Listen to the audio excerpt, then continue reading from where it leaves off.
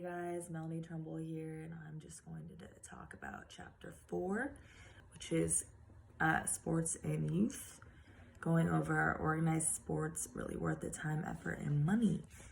In the beginning of the chapter, it kind of talks about how many people children are doing sports, organized sports, and it's about 15 million to 46 million here in the United States.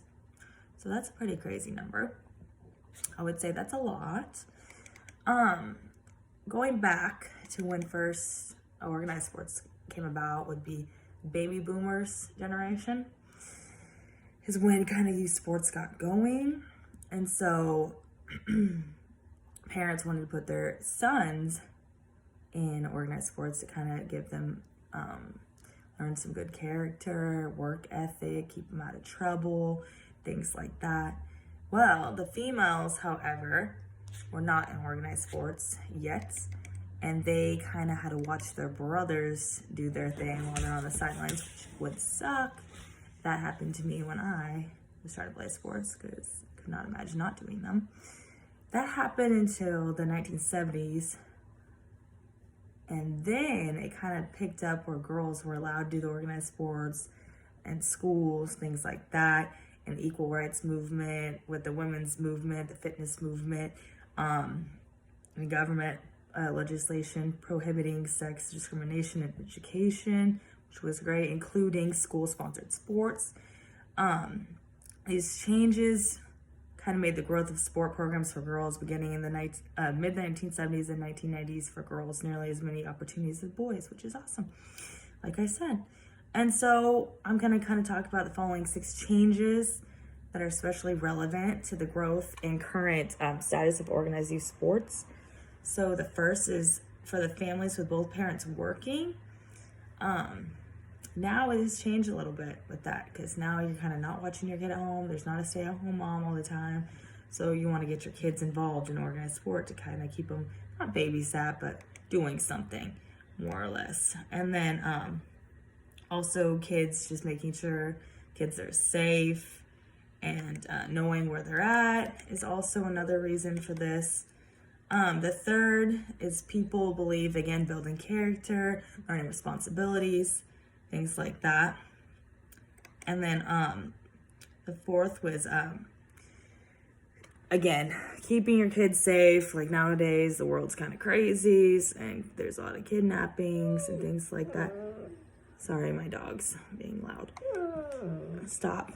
And then kind of just the culture change of letting kids have creativity and things like that.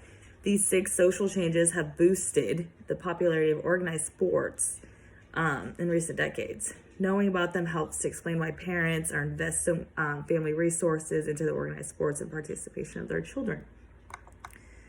Another thing that is kind of crazy with the major trends in youth sports today is organized programs are becoming increasingly privatized. This means that more youth sports today are sponsored by private and commercial organizations, and fewer are sponsored by public tax-supported organizations such as park and recreation departments. The second is performance ethic. This means that participants in youth sports, even in the recreational programs, are encouraged to evaluate experiences in terms of their progress in developing technical skills and moving into higher level of competition. The third reason would be an increase in private and elite sport training facilities dedicated to producing highly skilled and specialized athletes who can compete at the highest levels of youth sports. The fourth is parents increasingly involved and concerned about the participation and success of their children in organized youth sports. This means that youth sports are now serious activities for both adults and children in extreme ways at times. Fifth, the participation in alternative and action sports has increased, probably due to helicopter parenting. So BMX, biking, snowboarding, and skating, kids are getting more involved with that than ever lately, it seems, which I don't blame them. So with these 5 trends, it has an impact on who plays what and what happens in organized youth sports. This is discussed in the following sections later on that we'll kind of go into, that they kind of go into in the chapter. And then basically, some of the problems I see is some parents can't afford all the private lessons and things like that the kids are doing nowadays, the traveling teams, things like that. It's very expensive. So that's why I think they need to start bringing back the public school sports more so than ever. It's just crazy that some of these kids don't have the same opportunities, who are just as talented as others that just have the money to do so. So they really need to fix that. I would think growing up, I didn't do a lot of the club sports. I did 3 sports in high school, and they're all public school sports. So I did 1 club for soccer, but otherwise I got to play my 3 sports. Kids nowadays aren't allowed to play 3 sports, and due to money wise, and that just sucks for them.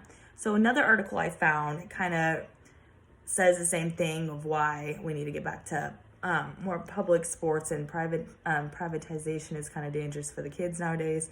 So this is kind of what I read on a different resource. Parents think that investments are justified. They think it will lead to a full ride to college. That's highly misinformed information. The percentage of high school kids who go on to play in college is extremely small. In most sports, it's under 5%. And the number for kids getting school aid is even smaller, 3%. What they kind of say in this article is this is why they tell parents, if you want to get a scholarship for your kids, you're better off investing in biology tutor than a quarterback coach. There's much more school dollars for academics. So this is also important for parents to realize that their kids shouldn't put all their efforts into sports. They should definitely work on being academically sound so they can get a scholarship for college that way.